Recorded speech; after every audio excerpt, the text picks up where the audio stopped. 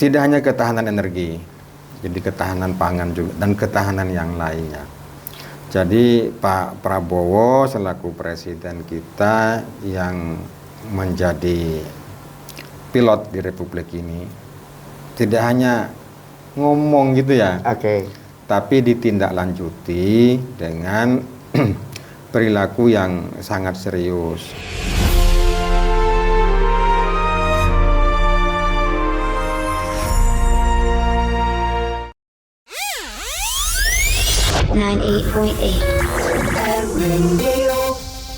Halo Empower, selamat datang di podcast Ngode sama Vaner sekarang. Dan karena Ngode itu ngobrol bareng Dewan dan Vaner bukan Dewan, sama Vaner sudah ada Dewannya nih. Sudah ada Mas Abdari atau Mas Abe nih. Selamat datang Mas Abe. Selamat datang. Selamat datang Mas Abe. Oh, harus gini Mas ya? Harus gini Mas ya? Biar agak Jepang dikit. Mas Abe ini dari Dapil Madura Mas ya? Dapil Madura. Dapil 14 ya? Dapil 14. PDIP, komisinya Komisi D. Komisi D. Komisi D. Tapi kita hari ini nggak bahas soal pembangunan Mas. Ya masih infrastruktur sih sebenarnya. Cuman tidak fokus ke pembangunannya. Soalnya mendadak kepikiran gitu kan. Harga BBM kan lagi naik semua tuh Mas. Iya. Dan Madura itu juga kepulauan juga, banyak pulau-pulau juga. Banyak sekali. Sudah mulai terasa dampaknya atau memang dari dulu sudah terdampak gitu kan? Ini yang mana gitu Mas? Ya nggak tahu ya. Saya pada ilmunya pemerintah, terutama di pemerintahan pusat itu nggak sampai ilmu saya gitu ya. Kenapa Mas? Jadi hari ini pergerakan harga minyak luar biasa. Banget Mas. Banget. Banget. Jadi misalkan kayak Pertamina Dex per 1 liter itu 27.900. Naik lagi nggak sih Mas? 29 Mas. Naik lagi ya? 29 Mas. Ya tetapi saya meyakini pemerintah niatnya baik. Walaupun kita harus menyadari tidak semua niat yang baik itu menghasilkan sesuatu yang baik juga bagi masyarakat. Outputnya kadang beda gitu kan. Yes. Masyarakatnya kaget gitu kan Mas. Jadi semua kan bermula dari BBM ini. Betul. Jadi ketika BBM naik, yang lain suka tidak suka, mau tidak mau beranjak naik. Pasti. Plastik aja naik dan seterusnya. Dan hari ini sesungguhnya walaupun tidak terjadi kerusuhan seperti 98, jangan Mas. faktanya hari ini jauh lebih buruk dari 98. Oh ya? Hari ini sebenarnya jauh lebih buruk. Lebih buruk dari urusan fiskal ya. Oke. Jadi kalau 98 itu kan ada krisis, tapi minyak dunia tidak naik. Oke, ya. Hari ini krisis, Minyak dunia naik, maka yang lain-lain juga naik. Dan ini sangat terasa, terutama bagi masyarakat kami di Madura yang secara spesifik, secara teritorial jauh dari akses. Harganya beda toh Mas? Yang di daratan sama yang di kepulauan harganya beda toh BBM? Kan ada program BBM satu harga Mas. Ya. Jadi kalau harga yang ditetapkan oleh pemerintah kita itu sama, HET-nya segitu, pasti segitu, Pertalite kan? segitu, Pertamax segitu dan seterusnya. Tetapi pemerintah itu menghitung pada posisi komunal. Pemerintah tidak menghitung bahwa di bawah ada praktek-praktek seperti ini. Misalkan ya ibaratnya kalau kita punya stasiun, radio. Orang di sekitar kita ini dalam radius yang mendekati M radio, maka suara yang terkirim, modulasinya terdengar baik, bagus, jelas dan seterusnya. Betul. Semakin ke sana, maka orang harus menambah alat lagi, nambah anten, supaya tidak ada distorsi suara. Betul. Nah, itu juga yang terjadi di kami di Madura, terutama di kepulauan. Bisa dibayangkan misalkan ketika suplai pada momentum tertentu, kemudian ada ketersendatan sirkulasi antara pengiriman dan penerimaan di daerah itu lambat.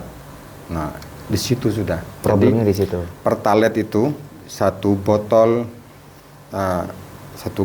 yang mestinya isi 1 liter harusnya 1 liter ya, harusnya.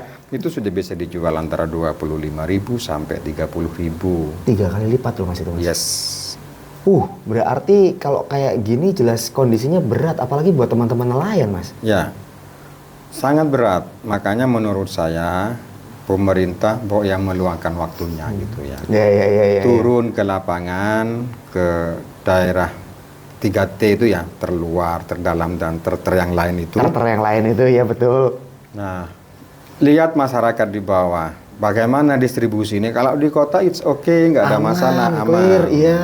Jadi kilangnya mungkin dekat rumahnya. Tetapi kalau di kami itu dari kilang itu masih harus lewat tanker. Jalan dulu nih kapal tankernya, distribusi ke kepulauan-kepulauan. Belum kalau cuaca buruk gitu kan. Iya.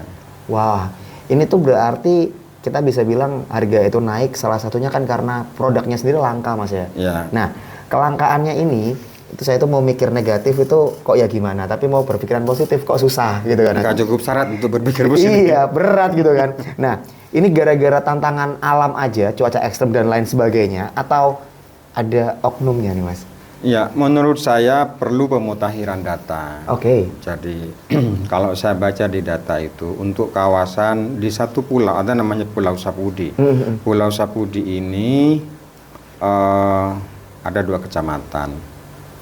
Tonase atau suplai BBM yang datang ke sini di data itu 120 ton. Yang datang. Yang datang. Oke. Nah, dan ini sudah dari dulu. Dari tahun Ada berapa, yang Mas? dilupakan oleh pemerintah bahwa selain itu kan ada pergerakan nih. Iya.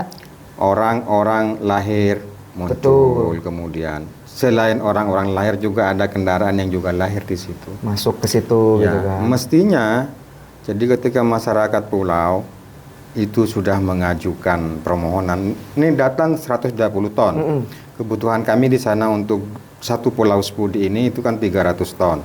Nah, diverifikasi kan harusnya. Ya. Nah, ini yang kemudian menyebabkan ketidakcukupan barang.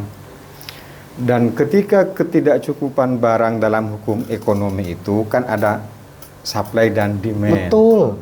Kalau barangnya kurang, ya mahal harganya. Yes. Tuh, sebentar Mas, dari datanya pemerintah 120. 120 ton. Data tahun berapa, Mas? Nah, itu dia. Ini kan, karena kan yang di sini 120 ternyata butuhnya 300 sekian Yes, tadi ya. betul. Separuh, Mas. Separuh. Lah ya itu Nggak kan nyampe separuh. berarti ini datanya data tahun berapa? Ya. Kalau cuman setahun kok kayaknya nggak mungkin loh, Mas. Nggak mungkin. Maka yang perlu dilakukan kalau pemerintah ragu terhadap permohonan masyarakat di Pulau Sapudi ini ada verifikasi. Itu yang belum pernah dilakukan. Belum, ya Nah. mungkin jangkauannya jauh ya. Tapi bagi saya itu bukan alasan. Iyalah Mas, mau jauh mau deket masih Indonesia loh Mas. Ya. Kan nggak boleh diabaikan. Selama ini kekurangannya terus siapa yang nutup Mas? Kurang 180 Mas. Nah, kalau saya baca itu kan kemudian saya nggak tahu juga nggak menjangkau ya dari mana karena akses di sana itu bisa jadi pelaku-pelaku usaha yang mengais rezeki dari ini itu dia mungkin punya relasi di kota Sumeneb atau punya relasi di Bali, di Banyuwangi. Mungkin ya kekurangannya itu pelaku ini yang kemudian melakukan apa namanya pengadaan ya. Impor kok ya impor, nggak gitu dong. Ngirim dari luar-luar daerah kepulauan itu. Itu bisa saja terjadi seperti itu. Tetapi secara de facto bahwa masyarakat itu terutama di kepulauan membutuhkan tambahan pasokan. Bahkan ketika sudah dipenuhi sama yang impor-impor dalam tanda petik tadi masih kurang Mas ya? Masih kurang. Nah, makanya di frame saya itu, nah kalau misalkan ada pelaku yang biasa berusaha di bidang ini dengan model seperti itu, berarti secara de facto memang ada kekurangan. Harusnya itu ke-capture dong sama pemerintah. Pernah dorong ini ke atas nggak Mas? Karena saya mikirnya gini loh, kalau ini langka gitu kan, BBM langka, BBM ini kan penting banget. Pendidikan apa kabar Mas? Itu baru pendidikan, kesehatan Mas. Ya. Ini kan dampaknya kemana-mana gitu loh. Seperti politik biliar gitu ya. Iya. Nah, jadi berkesinambungan. Memang di kepulauan itu tidak hanya soal kekurangan suplai, tapi ada satu momentum di mana kepulauan itu berbeda dengan daratan. Contoh misalkan gitu ya. Kalau lagi musim badai, tankernya juga nggak berlabuh. Nah, terus gimana Mas kalau kayak gitu? Serem loh itu Mas. Jadi masyarakat kepulauan pada saat cuaca buruk, kapalnya tidak berlayar, tankernya juga tidak menepi, tidak membawa pasokan BBM, udah standby di situ. Udah diem anteng di situ nggak Anteng kemana-mana. di situ. Lah terus siapa masyarakatnya Mas?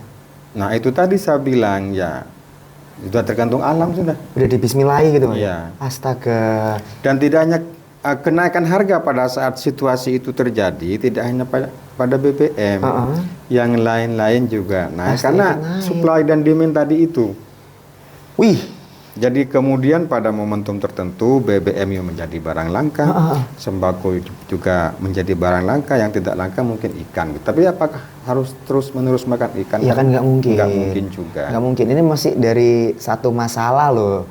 Yang dijelasin sama Mas Abi, saya sudah merinding beneran Mas, kayak ya ampun, ini masih Indonesia loh. Indonesia. Dan kalau dibilang dari Pulau Jawa juga nggak begitu jauh. Enggak. Nah ini kalau di satu titik aja begini, apa kabar tempat-tempat lain kan Mas? Yes. Tapi kalau bahas masalahnya aja kok ya serem. Nanti Vaner mau nanya soal terus digimanain masalah ini Mas. Tapi nanti dulu kayak.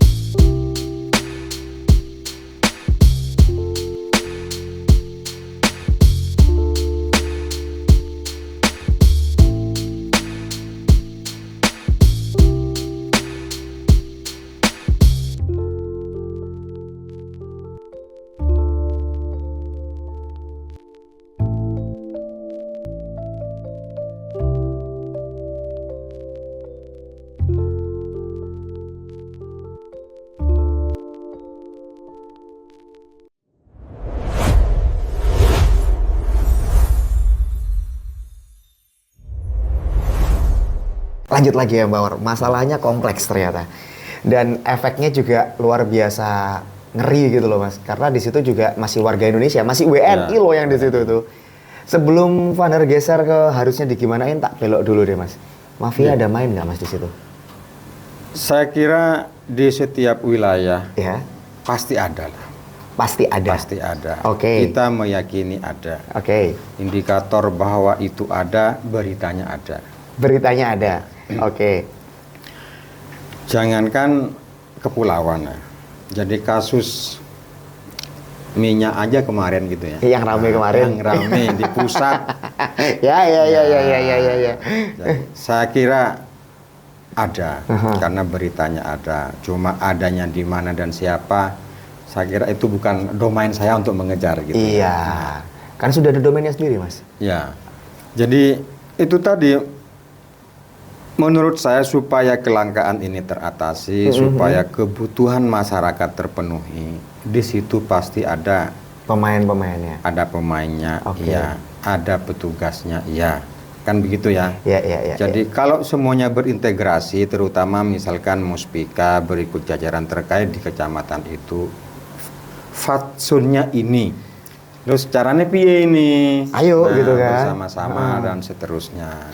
Nah kalau itu misalkan dilakukan secara integrated, membantu. Pertanyaannya kan kita nggak tahu juga. Jadi kalau zaman saya dulu masih SMA gitu ya, ternyata kenapa hutan itu gundul, yang nebang juga petugasnya juga. Itu dulu, saya nggak tahu sekarang gitu ya. Berarti zaman dulu tuh sekeos itu Mas ya? Sekeos itu. Yang nebang petugas, tapi dulu gitu kan. Nah kalau sekarang kita nggak tahu gitu kan. Tapi respon teman-teman APH seperti apa Mas? Kan Mas Abrari juga sempat ada di DPRD Kabupaten juga kan. Ya. Masalah ini tuh kan pasti sudah jadi sambatan yang panjenengan Mas Abe terima bertahun-tahun gitu kan. Pernah diskusi sama teman-teman APH nggak? Iya, gimana ini tuh gitu? Ya, sekali lagi kan beritanya ada bahwa APH sedang mengamankan oknum yang tidak bertanggung jawab yang diduga melakukan penimbunan atas BBM yang kemudian karena ditimbun oleh oknum tertentu ini mengakibatkan kelangkaan. Ya. Kemudian apakah selesai di situ? Kan enggak juga. Enggak boleh berhenti di situ. Pertanyaan publik, apakah oknum ini adalah oknum yang sesungguhnya? Atau Itu kan? dia kan? Itu dia kan? Benar. Saya dengar di radio ini gitu ya. Dengarkan dari kita Mawar. Oke, gimana Mas? Ya. Kadang-kadang jadi betul misalkan teman-teman sudah melakukan penangkapan terhadap oknum tertentu. Satu mungkin yang ditangkap, ada sekian lain yang belum misalkan kan masih itu banyak ya. Jadi pemainnya nggak cuma 1-2 orang ini betul. Masalahnya. Jadi artinya saya meyakini bahwa pemainnya ada, bahwa juga ada petugasnya dan sudah melakukan tugasnya dengan baik itu juga iya. Tetapi sekali lagi masalahnya tidak hanya ini. Masalahnya lebih kompleks daripada itu. Jadi ada BBM langka. Ya. Nah, piye carane Betul. kelangkaan ini ayo atasi bersama-sama. Para pihak bertugas di zonanya sendiri-sendiri kemudian terintegrasi. Kan itu kemauan saya. Jadi bersama-sama menyelesaikan. Jangan kemudian dari salah satu yang sesungguhnya mestinya bersama ini kemudian nyempal gitu kan. Masuk angin ya kalau kata anak-anak ya, masuk angin gitu ya. Ya, tapi indikasi masuk angin kan harusnya sekarang sudah nggak ada toh Mas. Harusnya loh ya, kalau kita ngomong harusnya loh. Bisa iya, bisa tidak. Cuma karena Indonesia itu negara kepulauan, kan anginnya suka kencang. Iya juga ya. Jadi sebenarnya kenapa banyak yang masuk angin karena memang ya itu resiko negara kepulauan ya. Gepes anginnya gitu. Tetapi ya kembali ke laptop tadi, ada peristiwa kekurangan BBM, itu fakta. Nah, ayo bersama-sama para pihak di Madura. Karena paradoks loh. Jadi gas dan minyak terbesar untuk mencukupi Jawa Timur ini, suppliernya itu dari Madura. Nah ya itu. Itu dia masalahnya kan. Betul. Kok ya kepulauan-kepulauannya nggak dapet gitu loh. Betul. Nah, bener. Mestinya idealitasnya itu ada ada arus balik. Jadi kalau di regulasi kita itu Mas di Republik ini, mau Sumeneb, mau Pamekasan, mau Bangkalan, mau ada minyak dan gas di situ, ini dikirim dulu ke pusat. Terus kemudian jadi Madura itu masing-masing kabupaten hanya mendapatkan 6% dari total yang didapat oleh pemerintah pusat. Nah, jadi apa ya? Menurut saya ironis. Ini kok daerah penghasil? Iya loh. Tenaganya dikirim keluar, sementara di situ sendiri kekurangan tenaga. Kan jadi kayak apa sih pepatah itu, ayam mati di lumbung padi gitu kan? Ya. Itu dia kan jadinya. Kok ya ironis banget, butuh satgas mungkin. Butuh satgas kali Mas, bikin aja satgas khusus pengawasan BBM gitu loh. Ya, jadi makanya melalui radio ini, radio televisi ini gitu ya, yang nanti mungkin akan disebar ke masyarakat Madura. Nggak bisa kalau misalkan dewannya kekeh, radionya baik juga gitu kan. Baik juga. Betul. Tetapi para pihak yang ada di lapangan ini tidak melakukan komunikasi pada tingkat regional. Ini sesungguhnya kalau bocor-bocornya di mana, kalau langkanya karena apa, kan itu yang mestinya dibahas bersama-sama untuk dicarikan solusinya. Ini menarik loh dari jawabannya Mas Abe tadi, mestinya gitu kan. Memang belum pernah Mas duduk bareng kayak, ayo ini BBM langka, ini kan bukan masalah baru kemarin kejadian, masa belum pernah Mas? Kalau duduk bareng mungkin pernah atau sering, tetapi duduk bareng dalam rangka apa? Bahas ini Mas, bukan ngopi Mas, bukan ngopi Mas, duduk bareng ngopi terus bukan Mas, tapi kita bahas masalah kelangkaan BBM ini gitu. Saya kira ya, karena supply itu, jadi di daerah sudah duduk bareng, ada masyarakat menjerit butuh BBM dan seterusnya. Betul. Nah, nggak tahu di pusat. Karena urusan minyak, gas bumi itu kan domainnya pusat. Oh, jadi kalau untuk yang sudah dilakukan di yang level bawah ini clear sudah? Clear. Termasuk SPBU. SPBU nggak jual ke supplier, distributor aja. Aman berarti Mas ya? Aman. Tinggal datanya belum sinkron gitu? Yes. Ya Datanya Tuhan. belum sinkron, sama dugaan saya ada para pihak yang bekerja tidak semestinya. Jadi urusan supplier minyak ini itu sesungguhnya hampir sama dengan pupuk. Masalahnya sebenarnya sama? Ya, Oke. masalahnya sama dengan pupuk. Oke. Jadi awalnya kalau dipupuk itu ya, kalau dipupuk kan pada tingkat kecamatan ada namanya Gapoktan. Betul. Gapoktan kemudian membawahi kelompok-kelompok tani yang ada di desa. Namanya Poktan. Poktan punya anggota petani. Ya. Nah, petani-petani ini kemudian yang mengusulkan kebutuhan pupuk Ya. ke Poktan, kemudian ke Gapoktan, baru ke Dinas Pertanian, terus ke atas. Ya. Nah, minyak juga seperti itu. Oh ya? Ya, jadi nelayan-nelayan ini yang diutamakan supaya bisa melaut, bisa mencari ikan, kan mereka yang didahulukan. Bahwa kemudian dari kelebihan yang tidak terpakai oleh nelayan ini itu menjadi konsumsi umum, menjadi konsumsi Keluar publik. ke Ya. konsumsi gitu kan, bukan industri tapi ke Yes, konsumsi. Oke. konsumsi. Nah, biasanya yang kemudian mengakibatkan kelangkaan di pupuk juga begitu gitu ya. Namanya aja nih yang disetor. Namanya aja yang nggak jelas siapa yang nggak terima ya. jelas. Jadi yang belum tentu petani. Oke. Lalu ada potensi bermainnya di situ. Regulasi ini ada di kewenangan siapa, Mas? Dimulai dari bawah. Jadi karena kalau misalkan pupuk yang saya tahu itu kan di Dinas Pertanian kemudian mengajukan ke pusat. Iya. Nah, di minyak ada juga di kabupaten itu ada namanya ESDM, Ada. Energi Sumber Daya Mineral. Yes. Betul. Nah, Lagi viral Mas yang Jawa Timur. Ya kan Ya. itu fakta pahit yang harus kita terima yes. gitu Nah, kan. makanya kemudian dari sini kalau data ini tidak diperbaiki, kalau kemudian tidak ada verifikasi yang sesungguhnya pada tingkatan bawah, akan terus menerus seperti ini. Nggak selesai loh ini Nggak masalah. selesai, jadi apa ya? Jadi lingkaran. Asap, Mas. Ya. Sesek akhirnya, Mas. Kan kebanyakan asap kita jadi sesek ya. Ya. Update data. Logika saya, logika Vaner, gampang harusnya, Mas. Tapi apa iya segampang itu? Nanti dulu, Mas Abi. Jangan kemana-mana.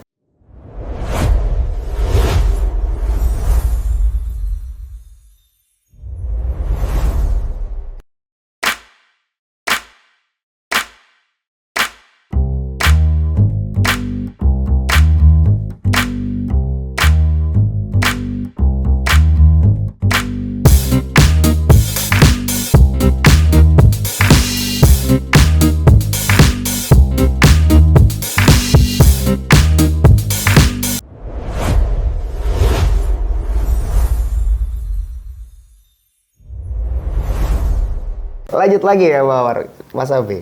Update data. Ya.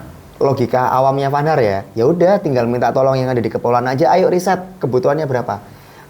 Hasilnya nggak perlu dipost kan, Mas, tinggal di chat WA. Gampang loh, Mas. Gampang. Kok belum? Kalau mau. Ini Di era digital itu kan sesungguhnya tidak ada yang rumit semestinya. iya. Sinyal aman toh, Mas, di kepulauan? Aman. Lah ya, Aman. gampang loh harusnya. Gampang. Jadi BPS kan bekerja. Ya. Badan Pusat Statistik bekerja. Kemudian di berbagai kabupaten pasti ada dinsos. Terus ada dinas-dinas Lah iya. yang secara hierarki dari kecamatan ke kabupaten. Betul. Ya. Nawaitunya itu kalau ada tidak rumit sebetulnya. Nawaitunya kalau Nah, ada. ya, kalau ada. memang misalkan mau menyelesaikan mata rantai yang rumit ini tidak susah sebetulnya. Cuma kan sekali lagi nggak tahu ya Prabowo aja deh contohnya gitu ya. Contohnya kita ambil contohnya aja ya, oke. Di pusat itu. Waktu di Aceh, Prabowo katakan, saya tahu di sini banyak yang tidak milih saya, tapi MBG saya kasih katanya. Oke. Nah, Katanya ada loh berarti. Iya kan? iya. Jadi maksud saya kan itu, pada tingkatan bawah itu, kalau nawai goodwill-nya itu ada, Goodwill-nya itu ada, betul. nggak rumit. Tinggal ayo kapan gitu. Ya, nah, cuma mempertemukan orang yang baik dengan gagasan yang baik untuk output yang baik ini yang kemudian bias. Variabelnya 3 mas, susah mas. Variabelnya 2 aja kadang nggak ketemu, ini variabelnya 3 gitu kan. Orang baik, gagasan baik, output baik. 3 variabel ini harus semuanya nilainya A mas, susah mas kalau kayak gini. Ya, oleh karena itu di pertemuan ini saya kira Mas Fernan ya. Nah, pasti Bupati nonton ini. Pastilah, Nonton lah. pasti. Jangan sampai nggak nonton, masa Bupati nggak Nanti nonton. kita share kok mas ke bupatinya. Nah, masyarakatnya begini loh, butuh ini. Jadi Bupati kan tinggal tekan remote bahwa di M Radio mewartakan seperti ini. Iya. Kerahkan semuanya itu. Yuk gerak yuk gitu kan. Bagaimanapun kerumitan di desa itu kalau tidak ada yang bahasa Maduranya kalau nggak ada yang nuain, mereka akan mengambil sikap sendiri-sendiri dan susah bertemu. Jadi fakta pertama, di kepulauan itu disuplai 120 ton dari total kebutuhan 300. Kurang 180. Nah, yuk piye carane iki? Didoakan nggak bisa mas ya? Ya berdoa sih iya. Tapi ikhtiar nggak boleh lupa lah ya. Ikhtiar itu harus. Ikhtiar itu harus. Saya gitu kira ya. Tuhan pun mengerti gitu ya, bahwa posisi Tuhan di dalam bab gas tidak terlalu teknis ya. Harus ada ikhtiar dari manusianya juga gitu kan. Jadi kumpulkan Pak Kepala Daerahnya ketika datang ke kecamatan Gayam, Nongkunung, Sapeken, Kangian ini, ayo undang tokoh-tokoh masyarakat, verifikasi. Pemilu saja setiap 5 tahun sekali itu Update data pemilih. yes. Kenapa ini enggak gitu kan? Ada coklit namanya. Iya kan, benar-benar. Pencocokan dan penelitian. Betul. Masa urusan anak bangsa menjadi enggak. Jangan-jangan sudah tapi ada kendala lain mungkin mas? Nggak tahu. Atau belum memang? Kendalanya apa? Tidak cukup alasan bagi kepala daerah, bagi pemangku kebijakan di wilayahnya.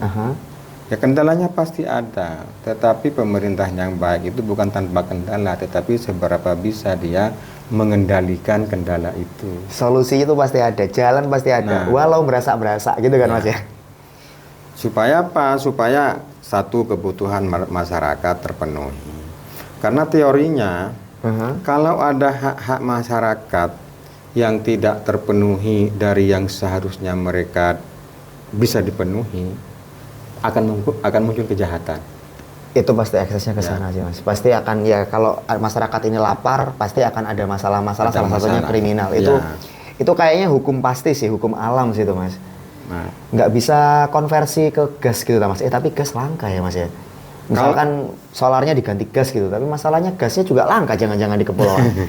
Ya, kan? Kalau gas, alhamdulillah sih cuma kemarin-kemarin gitu ya. Ada beberapa momen di mana gas itu menjadi langka dan mahal. Harga satu gas melon itu sempat di pulau itu 25.000. Hah? Ya karena supply dan demand. Tapi kalau gas pasokannya jauh lebih aman daripada BBM. Ya, jauh lebih aman. Nah, kalau kayak gitu perahunya diganti gas aja bahan bakarnya, Mas. Kan sudah memungkinkan. Kalau listrik masih trial lah ya. Jangan dulu lah. Bahaya nanti. Yang gas dulu aja loh, Mas. Harusnya sudah mulai ada pikiran seperti itu. Ada perahu bertenaga gas begitu ya. Betul. Kan trennya memang pemerintah ini ke sono akhirnya. Itu dia, mumpung. Nah, ini kan kalau BBM langka. Gasnya enggak, ya udah pindahin ke gas. Ya, alternatif lah, tenaga alternatif. Apalagi di Madura itu kan penghasil gas, supaya gas yang ada tidak keluar terus. Itu kan bisa dimanfaatkan untuk masyarakat. Kendalanya di mana tapi konversi ini, Mas? Jangan-jangan ada penolakan dari masyarakatnya kayak karena takut. Kan waktu dulu sempat ada mobil tenaga gas gitu kan. Ditolak karena takut meledak gitu kan. Jangan-jangan sama ada problem ini gitu atau seperti apa? Sejauh ini kalau misalkan kalau ada gas yang meledak itu iya, tapi kan itu case, tidak bisa digeneralisasi. Oke. Tetapi di dalam pertarungan pengusaha dan pertarungan bisnis, nah kembali ke situ. Kadang-kadang ini nggak ada loh, cuma dibuat ada supaya dagangan yang lain laku kan gitu loh. Iya. Karena masih ada industri besar yang harus diopeni dalam tanda petik gitu ya. Waduh, tapi kan masalahnya kalau kita ngomong minyak, fosilnya semakin habis, Mas. Iya, tidak terbarukan. Itu dia, masa nunggu bener-bener nol baru konversi kan ya terlambat. Memang oke, setuju ada inisiasi. Ada inisiasi supaya yang kita gunakan adalah energi terbarukan, katakanlah gas gitu. Oke.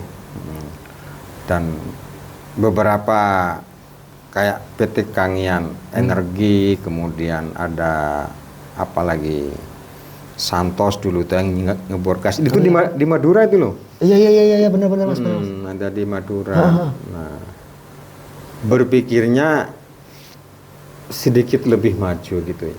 Harusnya. Saya jadi ingat bicara soal gas ini, ketika dulu kompor kita menggunakan minyak tanah. Iya. Kemudian pemerintah melakukan inisiasi supaya pakai gas. Betul. Kan ada kasus gas meledak dan seterusnya gitu ya. Wajar. Nah, Kan case. Ya. Nggak semuanya kan gitu kan. Oleh karena itu saya kira ini juga gagasan menarik dan pemerintah daerah terutama di Jawa Timur dan gasnya ada di Jawa Timur. Madura itu termasuk salah satu pendulang gas terbesar ke-6 seingat saya.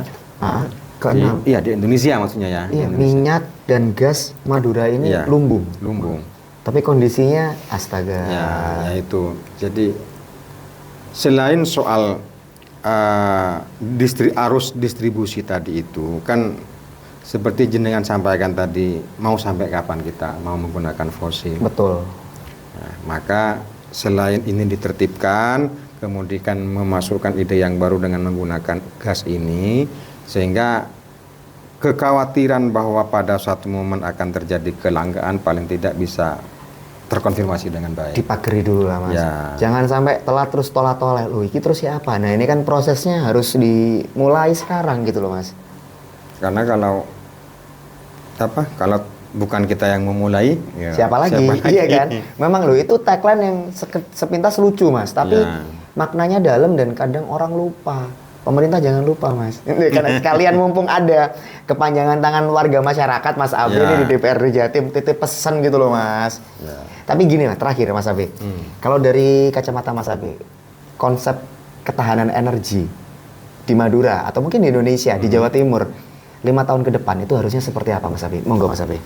Ya, jadi konsep ketahanan energi itu karena dilemanya di Indonesia gitu ya.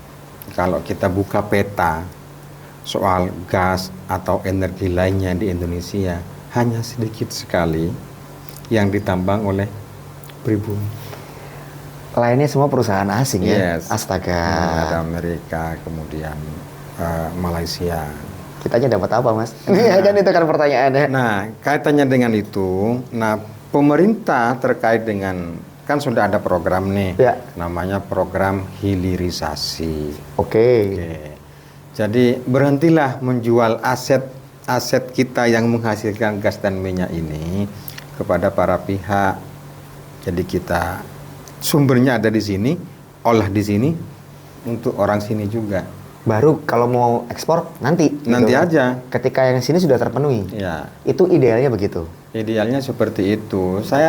Ini Iran luar biasa ini.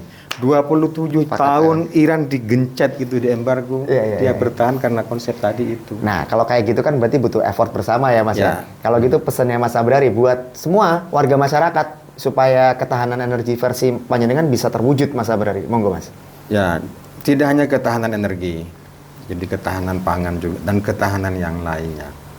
Jadi Pak Prabowo selaku presiden kita yang menjadi pilot di Republik ini tidak hanya ngomong gitu ya, tapi ditindaklanjuti dengan perilaku yang sangat serius. Bapak Prabowo kadang-kadang begitu. Kita gunakan produk dalam negeri aja tiba-tiba datang mobil dari India. Aduh, iya juga ya. Iya juga. Nah, ya. jadi kedaulatan ini, tanah dan air yang kita punya ini kan luar biasa dahsyat ya. Banget. Nah, kalau diopeni bersama, tadi effort tadi bersama-sama itu, tidak akan ada cerita negara kaya dengan penduduk miskin, nggak akan ada cerita. Nah, itu loh.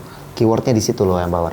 Kalau semuanya itu diolah di sini, Betul. dimanfaatkan untuk warga sini gitu kan, Betul. nggak ada penduduk miskin. Tapi semangatnya Mas Abe ini harus kamu sebar kemana-mana. Makanya episodenya harus kamu share seluas-luasnya ke siapapun. Like sama subscribe juga nggak boleh lupa. Soalnya di podcast ngode lainnya temanya juga bakal lebih seru lagi. Mas Abe terima kasih banyak.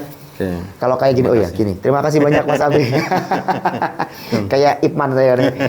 Karena kalau nggak gini saya nggak tahu ternyata Madura itu untuk gas 6 se-Indonesia. Ya. BBM juga kalau kita ngomong minyak juga melimpah gitu kan. Ya. Tapi ternyata kondisinya butuh perhatian yang luar biasa. perhatian. Sekali lagi terima kasih banyak Ya, Mas Abe. sama-sama, Mas. Empower Founder sama Mas Abe pamit dulu. Have a good day anyway. Bye-bye. 98.8